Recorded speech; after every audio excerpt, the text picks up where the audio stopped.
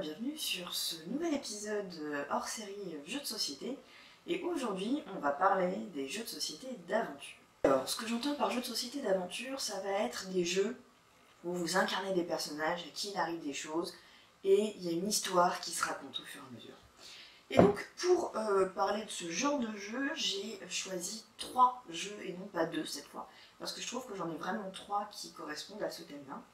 Et le premier dont je vais vous parler, il s'agit de Andorre. Donc Andorre, ça se présente de cette façon, c'est une boîte assez épaisse, qui est éditée donc par Yellow. Ça se joue de 2 à 4 joueurs, mais il existe des extensions qui vous permettent de jouer à plus que ça.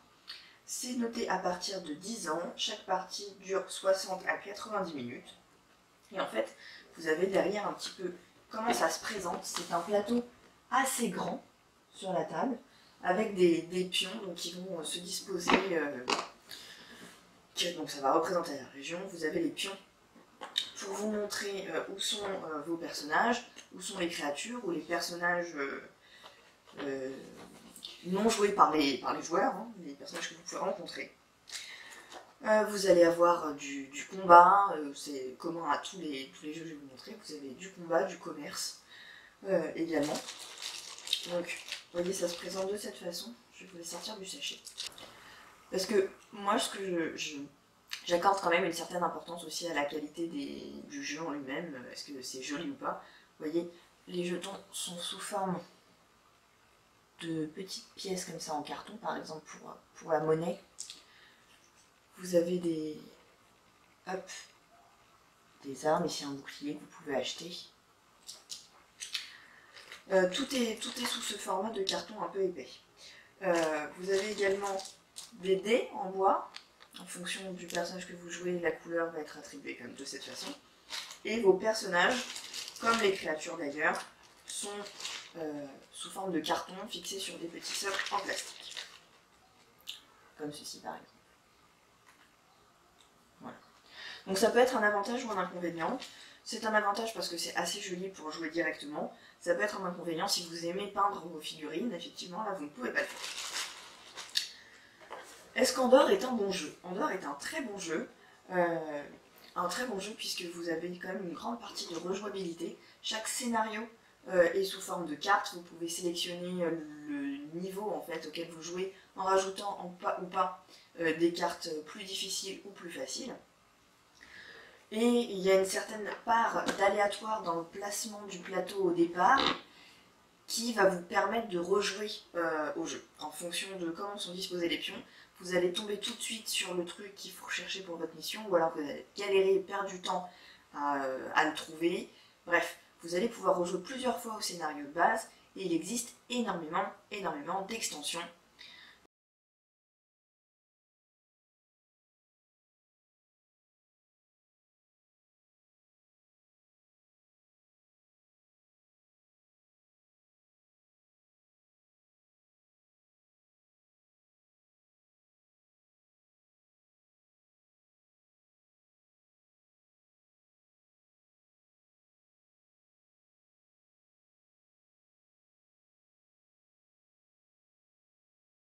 Qui vont vous permettre de jouer d'autres aventures, de jouer d'autres personnages, et ça va faire augmenter la durée de vie de cette aventure vraiment de façon considérable. Donc ça, c'est, je pense, le point fort d'Andorre, c'est sa rejouabilité vraiment énorme. Le point faible, c'est peut-être les règles, qui sont très simples, mais il y a un petit point de règle dans la dernière quête de la boîte de base, qui est pas évident et qui nous a rendu complètement zinzin. Avant qu'on puisse trouver la réponse, je crois, sur Twitter ou sur le site, enfin bref. Il y avait une petite chose voilà, qui nous a handicapés, qui a fait qu'on a recommencé cette quête, mais je sais plus combien de fois, avant de comprendre qu'en fait non, c'était juste pas comme ça que ça fonctionnait. Donc voilà, vraiment excellent jeu. Le deuxième jeu d'aventure dont je voulais vous parler, il s'agit du jeu Le Seigneur des Anneaux, qui se présente sous la forme de cette très grosse boîte très épaisse. Je crois qu'il existe une extension, mais je ne l'ai pas. Donc, à vérifier, je vous mettrai ça de toute façon dans les infos. C'est noté un jeu d'aventure et d'exploration pour 1 à 5 joueurs, donc vous pouvez jouer seul. C'est pour 14 ans et plus, et la partie dure 60 minutes, c'est à peu près ça effectivement. Et alors ce jeu-là, il a une particularité quand même très intéressante, c'est qu'il se joue avec un ordinateur. Donc il vous faut absolument un ordinateur et une connexion pour y jouer, parce qu'en fait ça va essayer de se rapprocher au plus possible des jeux de rôle. Des jeux de rôle, hein, pas de rôle. En fait, c'est l'ordinateur qui va faire office de maître du jeu, qui va vous dire voilà ce qui vous arrive, voilà ce que vous trouvez dans tel coffre, attention, il y a des créatures qui s'approchent. Et ce que je trouve vraiment très très cool avec ce jeu et ce qui le différencie des autres, c'est que votre personnage va évoluer. Au fur et à mesure que vous avancez dans les quêtes successives, votre personnage évolue, il acquiert de nouvelles caractéristiques, de nouveaux équipements qui vont rester en mémoire dans l'ordinateur et qui vont vous permettre voilà, de vraiment avancer dans une histoire qui a un début, une fin, sans doute, j'y suis pas encore. Alors qu'en dehors, les personnages restent les mêmes. Donc ça, c'est vraiment très très cool. Ce qui est aussi intéressant, c'est que là, on ne joue pas avec des dés, on joue avec des cartes, et en fonction des cartes que vous avez pu acquérir en faisant évoluer votre personnage, vous allez mettre plus ou moins de chance de votre côté, puisque les cartes ont des capacités que vous allez pouvoir préparer à chaque tour pour vous aider dans des moments critiques, mais également les tests pour savoir si vous réussissez à faire certaines choses ou à combattre certaines créatures se font grâce aux cartes que vous révélez. Donc ça diminue un petit peu la part d'aléatoire liée au dé, tout en n'étant pas gagné par avance, hein, clairement. Donc c'est un jeu très sympa, et l'autre particularité également, c'est que le plateau n'est pas un plateau qu'on déplie et puis il est fixe, c'est un plateau qui se construit au fur et à mesure, je vais vous montrer ça.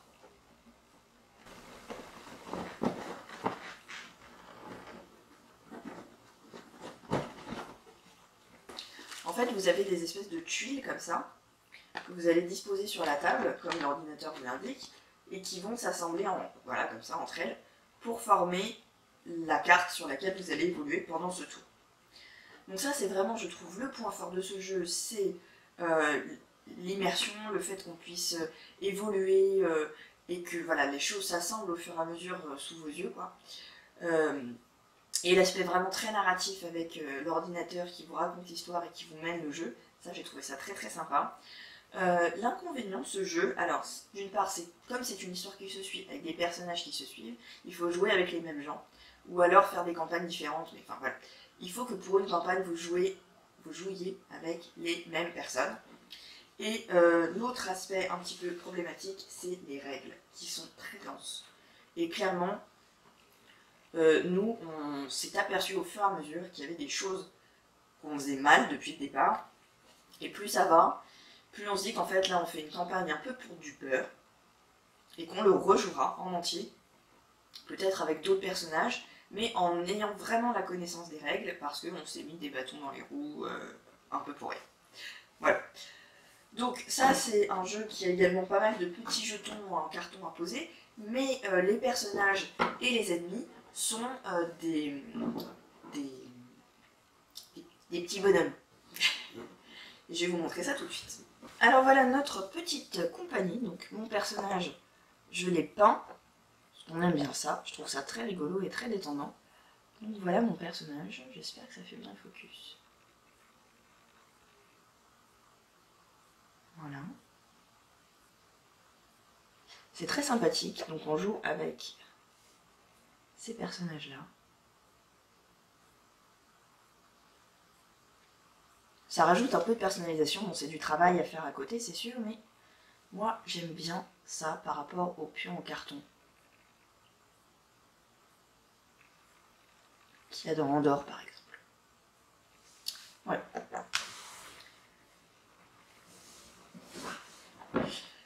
Tout autre univers, pour le dernier jeu dont je voulais vous parler, il s'agit d'Histoire de Peluche. Alors là, on part sur une aventure vraiment différente. C'est un jeu qui vient de chez Plaid Hat Games, qui se joue de 2 à 4 pour des parties de 60 à 90 minutes à partir de 7 ans. Et c'est adorable au possible, puisqu'en fait, cette fois, vous incarnez des peluches qui vont devoir vivre des aventures pour protéger votre petite fille des cauchemars.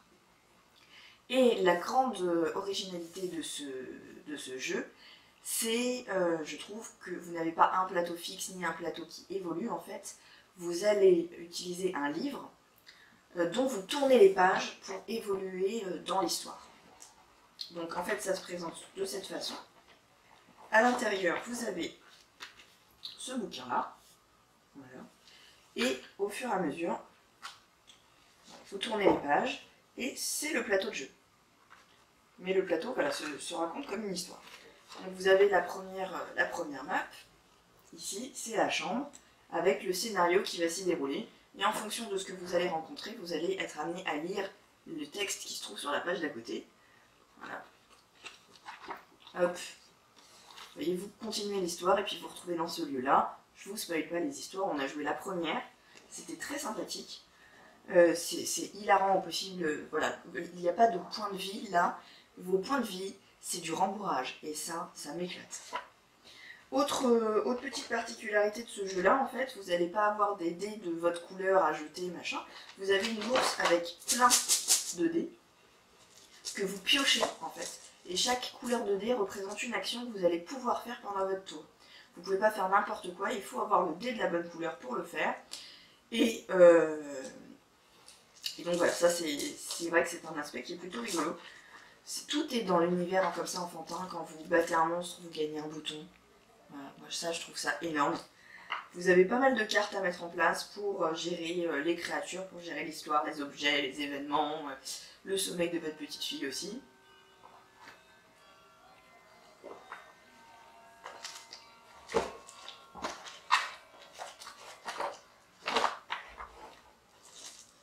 Donc voilà, moi, je trouve ça très très mignon. Ça change un petit peu. Vraiment, tout en étant dans le même style de jeu, on change d'univers complètement au lieu de faire un truc toujours un petit peu heroic fantasy, voilà, typiquement Seigneur des Anneaux. Là, on part ailleurs et je trouve ça très rigolo.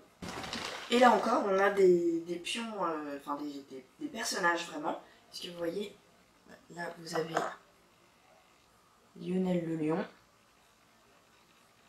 que j'ai peint aussi. Le petit ourson Théodora. Bref. Tous les pions sont des figurines voilà, qui normalement, je les ai pas toutes finies, hein. Mais vous voyez, au départ elles sont grises comme ça entièrement. Voilà. Donc vraiment, un type de jeu que j'aime beaucoup, il faut avoir un petit peu de temps devant soi. Mais voilà, je trouve ça vraiment très très sympa.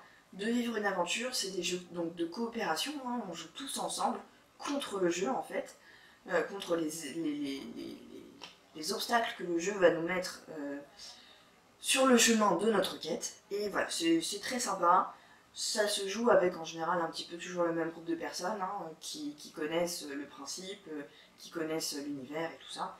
Voilà, c'est vraiment, j'avais envie de vous présenter tout autre chose, de vraiment changer à chaque vidéo de type de jeu. Dites-moi si vous connaissez ces jeux, si vous en connaissez d'autres du même genre, si vous avez déjà joué à ceux-ci, est-ce qu'ils vous plaisent, est-ce que vous avez rencontré des difficultés. J'aimerais vraiment, j'adore les conversations qu'on a ensemble ensuite en commentaire, donc n'hésitez pas, lâchez-vous. Voilà. Je vous fais des bisous et puis je vous dis à très bientôt pour une prochaine vidéo jeu de société.